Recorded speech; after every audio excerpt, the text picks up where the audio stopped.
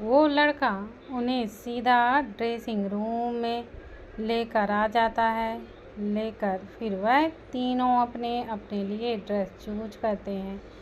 फिर जब वह लड़का उन्हें देखता है तब उनकी तारीफ करते हुए कहता है, क्या बात कहूँ सर, मेरे जो फ्रेंड से आने वाले थे ना, आप उनसे भी ज़्यादा अच्छे लग रहे हो।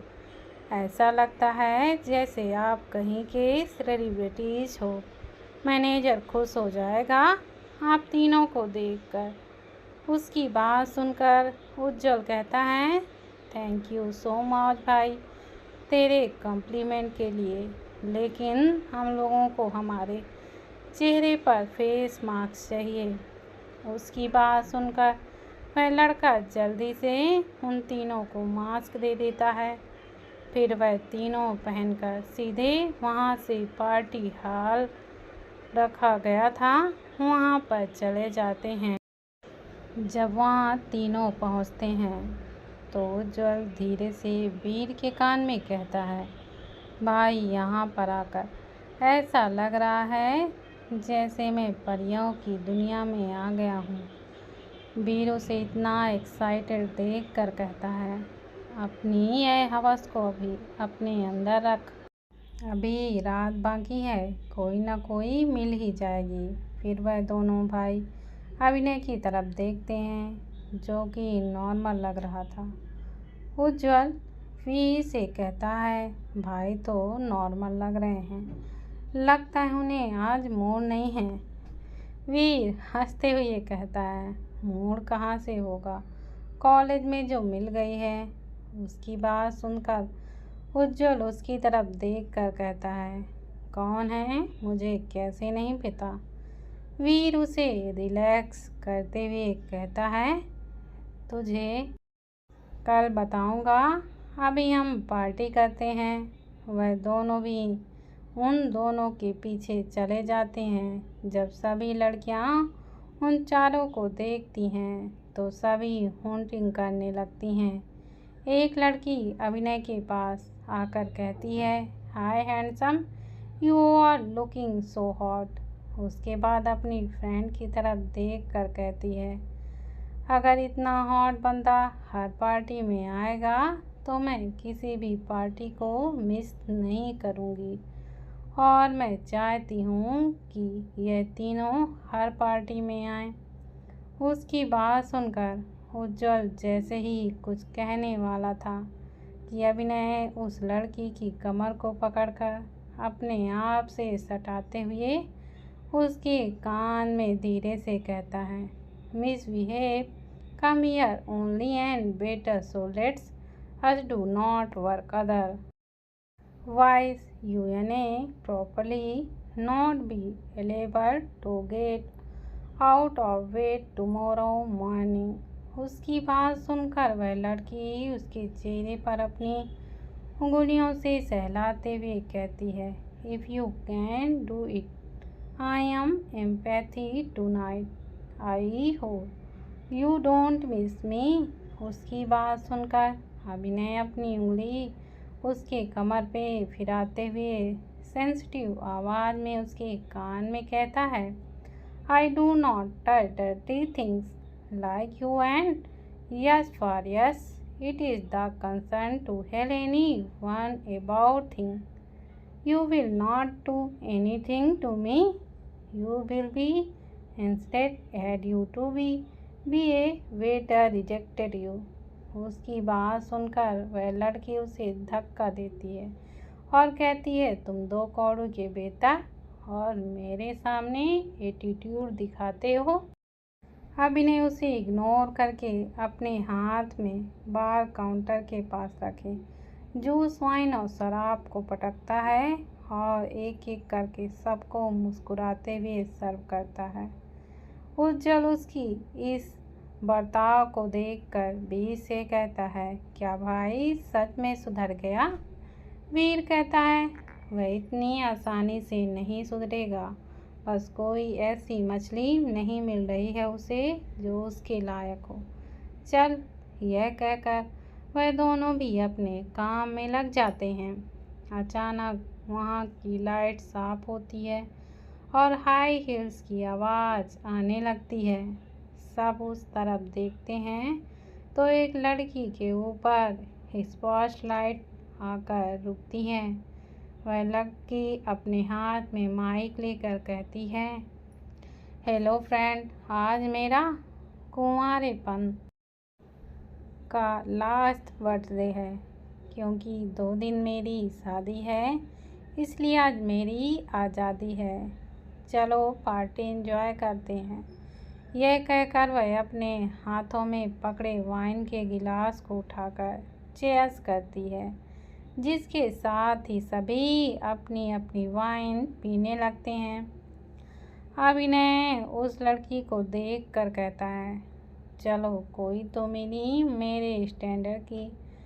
फिर ट्रे और शराब लेकर उस लड़की की तरफ बढ़ जाता है और उसे देते हुए कहता है, मैम आपकी वाइन की गिलास खाली हो गई है, भर लीजिए। लड़की उसकी तरफ देखती है और कहती है, ज़रूर, लेकिन अभी मेरे खास दोस्त बाकी हैं। तब तक के लिए क्यों ना तुम हमें एक अच्छा सा डांस परफॉर्मेंस करके दिखा दो। After all you are my better. उसकी बात सुनकर अभिनय मुस्कुरा कर कहता है, ऑफ कोर्स, व्हाई नॉट। उसके बाद म्यूजिक प्ले होता है। हमको कहते हैं सुपरमैन, ऑन कर लो हैंडल कम फॉर AM to PM, बंदे एट योर सर्विस में। तेनू मैं लव करता है, वे मतलब करता है।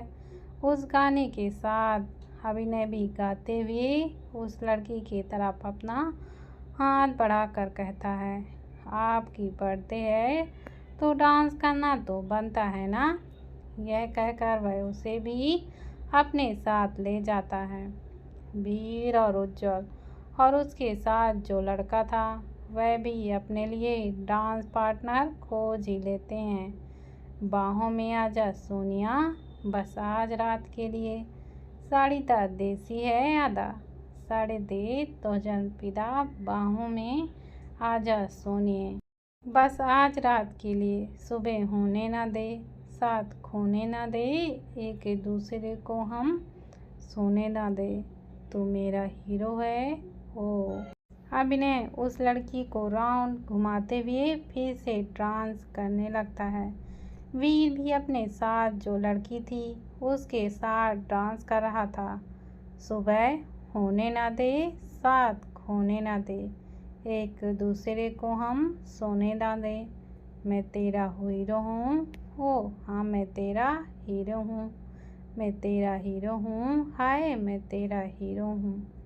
उज्जवल के साथ जो लड़की थी वह उसे कमर से पकड़कर उठाता है और उसे गोल गोल घुमाते हुए एक बार कुर्सी पर बैठा देता है और उसे देख कर आगे गाने गाता है। मैनू तो हॉट लगती है, लाका द नॉट लगती है। मौका मिला है अभी, होगा ना फिर ये कभी, सोना टू टच।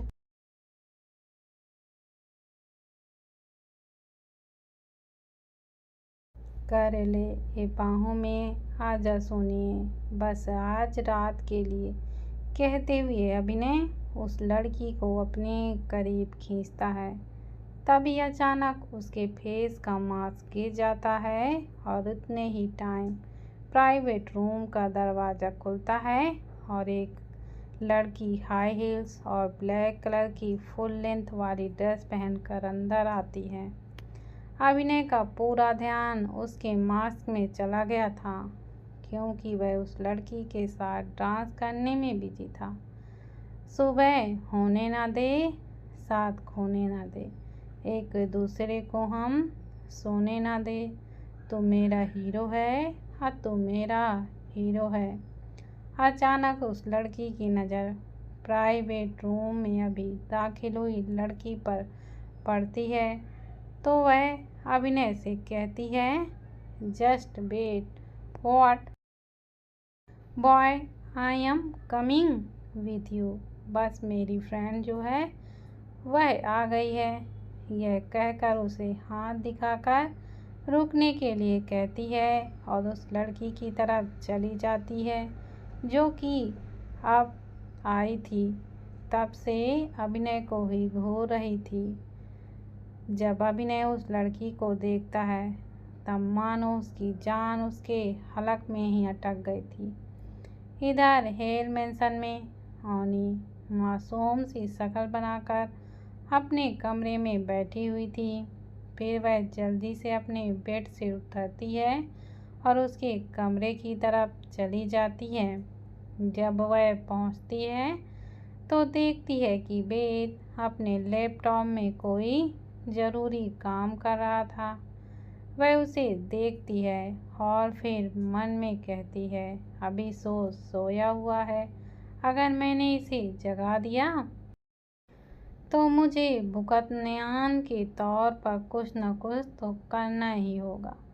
पहले सोच लेती हूँ कि यह कहकर वह सोचती है। उसके बाद वह जाकर सीधा वेद के गोदी में बैठ जाती है।